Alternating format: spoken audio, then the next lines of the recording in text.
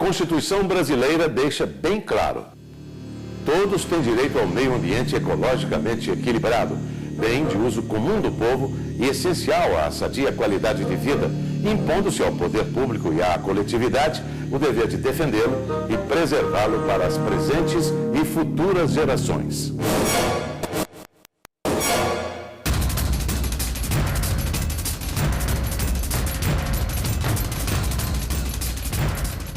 A norma constitucional é recente, mas a história nos conta que as ameaças às nossas riquezas ambientais começaram há séculos.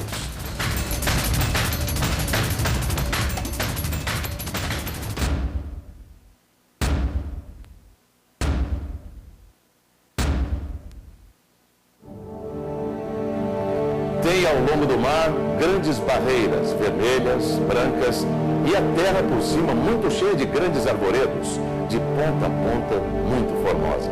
A terra em si é de muito bons ares.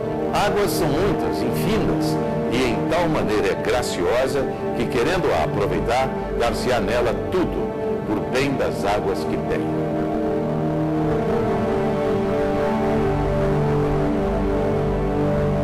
Com estes trechos, Pero Vaz de Caminha relatou ao rei Dom Manuel o que viu quando aqui aportou em 1500 com os desbravadores portugueses. A terra que logo iriam colonizar receberia o nome de uma árvore de tronco vermelho e madeira nobre, hoje ameaçada de extinção: Brasil.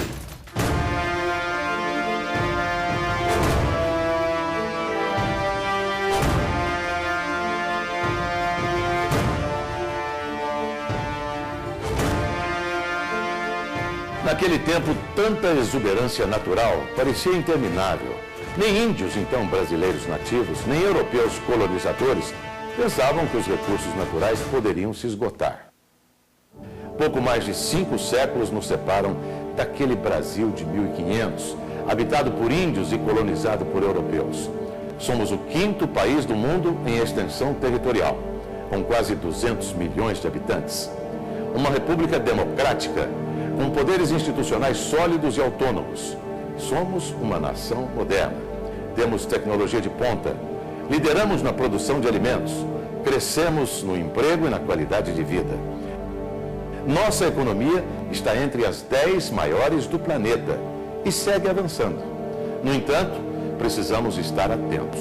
Progresso social e econômico só se consolida com sustentabilidade ambiental. Explorar os recursos naturais, renováveis e não renováveis, com responsabilidade e equilíbrio, é premissa básica. No caso do Brasil, é mais difícil do que em outros países, porque nós temos um território de proporção continental, extremamente diverso, com vários biomas, em cada bioma com ecossistemas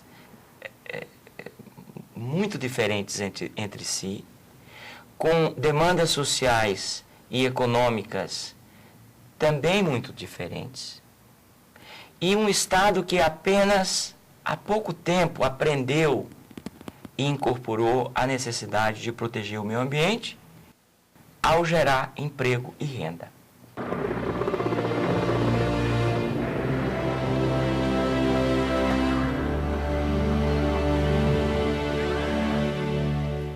Historiadores relatam que o rei Manuel I criou as primeiras leis ambientais para o território brasileiro já no século XVI.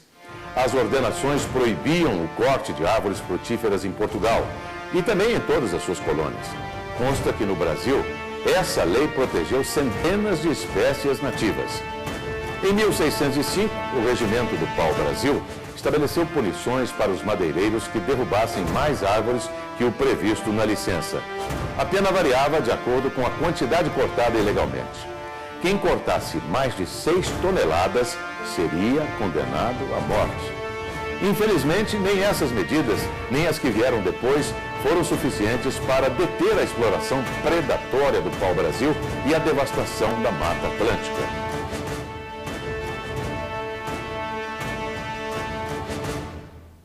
Nós não temos uma tradição de proteção do meio ambiente. A nossa história de 500 anos tem 475 anos moldada e orientada pela destruição da natureza. A natureza era o outro. A natureza era o desconhecido. A natureza era a selva a ser dominada, conquistada, destruída, porque apenas sem ela o ser humano, na colônia, no império, na república, se sentia minimamente seguro. Tudo isso muda. Muda no plano internacional, entre nós, na Constituição, nas leis, mas é muito difícil mudar a cultura de um povo, a sua história. Mas fazer com que tudo isso reflita nas bases sociais, no ethos, por assim dizer, da própria sociedade, é o desafio que nós temos hoje e teremos por muitos anos. Ninguém pode ser contra o desenvolvimento.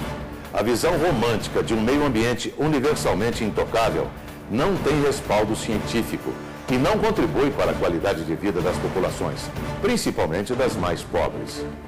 O caminho é o manejo sustentável dos recursos naturais, a defesa do patrimônio genético contra a biopirataria, a descoberta de novas alternativas para preservar e prover a melhor relação custo-benefício, reutilizar, reciclar o que for possível, poupar energia, garantir alimento e sustento.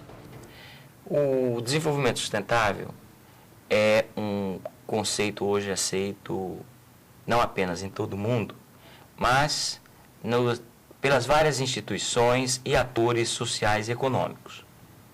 Mas o desenvolvimento sustentável tem um componente jurídico forte, porque sem uma boa legislação e, mais do que tudo, uma boa implementação para esta legislação, o desenvolvimento sustentável vai ser uma alegoria de palavras. Vai ser aquilo que nós podemos denominar de um estado teatral, rico no verbo e pobre na ação. E se a grande meta é um desenvolvimento planejado, racional, precisamos de uma legislação ambiental rígida e um poder judiciário atento.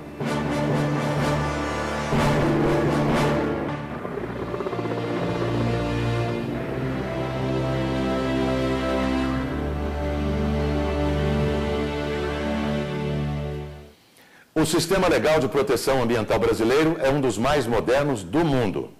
O início de sua estruturação se deu em 1981. A Lei da Política Nacional do Meio Ambiente passou a normatizar as relações entre o desenvolvimento econômico e a utilização dos recursos naturais e criou o Conselho Nacional do Meio Ambiente, o CONAMA.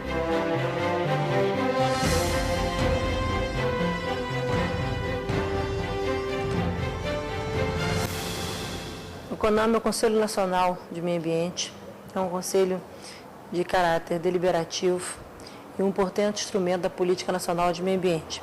Ele reúne os representantes de todo o segmento da sociedade brasileira, do governo, do setor empresarial, da sociedade civil, com o objetivo de adotar práticas em relação ao debate sobre políticas ambientais no Brasil e também auxiliar o Ministério do Meio Ambiente e os estados e os órgãos municipais, o Sistema Nacional do Meio Ambiente, na elaboração de normas ambientais.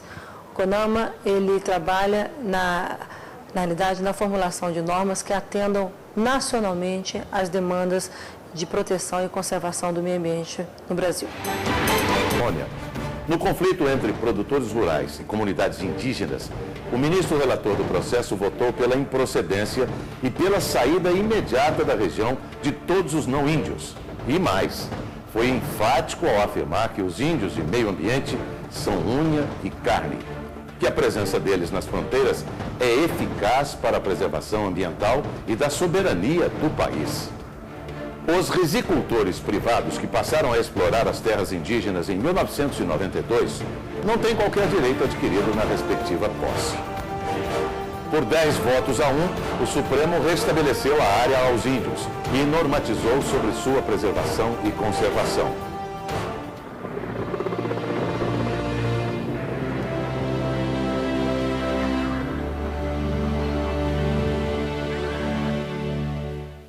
Os Os meios de comunicação do Poder Judiciário também têm prestado um serviço à sociedade ao promover e divulgar o tema Meio Ambiente. Um exemplo é o programa Meio Ambiente por Inteiro, exibido pela TV Justiça. As reportagens e entrevistas tratam da preservação da natureza e da utilização de seus recursos sob o ponto de vista da legislação ambiental, além de incentivar a adoção de hábitos mais sustentáveis de vida e consumo. No quadro Trocando em Miúdos, o jornalista Ricardo Carvalho comenta os assuntos mais importantes da semana, sempre buscando associar o tema da sustentabilidade ao dia a dia das pessoas.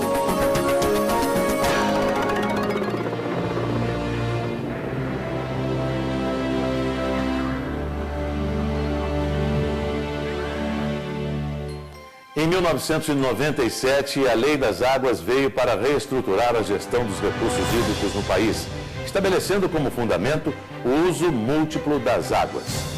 Reconhece esse recurso como bem finito e vulnerável, dotado de valor econômico, e adota a bacia hidrográfica como unidade de planejamento de gestão descentralizada e participativa, através dos comitês de bacias. Com base nessa legislação, foi criada no ano 2000 a Agência Nacional de Águas. A Agência Nacional de Águas é a agência que regula toda a implementação da Política Nacional de Recursos Hídricos e regula o uso múltiplo da água no país. Ela tem uma responsabilidade ímpar, porque por intermédio dessa regulação é que nós podemos conciliar a adoção de políticas de desenvolvimento de uso dos recursos hídricos, conciliar os conflitos que existem e ter a sustentabilidade do uso desses recursos. É uma agência que trabalha com uma envergadura de projetos que envolve o meio rural e o meio urbano, envolve a infraestrutura do país. Você não pode gerar energia elétrica no Brasil, por exemplo, sem ter a outorga para o uso dos recursos hídricos para a geração de energia elétrica, no que diz respeito à hidroeletricidade. Você trabalha com irrigação, autorização para irrigação, você trabalha com uso para pecuária, você trabalha com uso para abastecimento humano, que é o prioritário de todos, você trabalha com os usos industriais e com programas de eficiência na gestão desses recursos hídricos. Então, é uma importante instituição para o desenvolvimento do país, uma importante instituição para colocar no dia a dia do cidadão que água significa vida e que água significa qualidade ambiental e qualidade de vida, que significa saúde. Sem água, em boas condições, nós não temos condições de ter saúde e ter um desenvolvimento sustentável.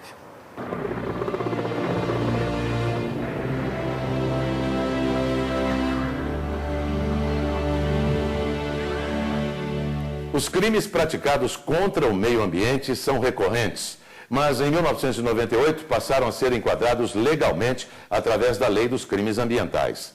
Seu texto prevê diversas hipóteses criminosas, com aplicação de penas restritivas de direito, de prestação de serviço à comunidade, de multas, dependendo do potencial ofensivo do crime praticado.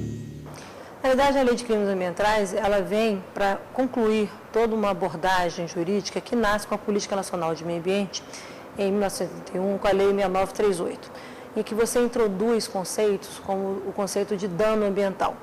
E quando você pratica o dano, você tem a compensação ambiental. Se você descumpre a lei, você tira o caráter administrativo, que a Lei de Crimes é que dota isso como uma atividade criminal. Então, ela fecha aquilo que a gente chama o ciclo básico de gestão ambiental na agenda de controle ambiental e ela estabelece novas bases para que a gente possa regular as atividades econômicas de uso sustentável e coibir o uso inadequado dos recursos ambientais no Brasil.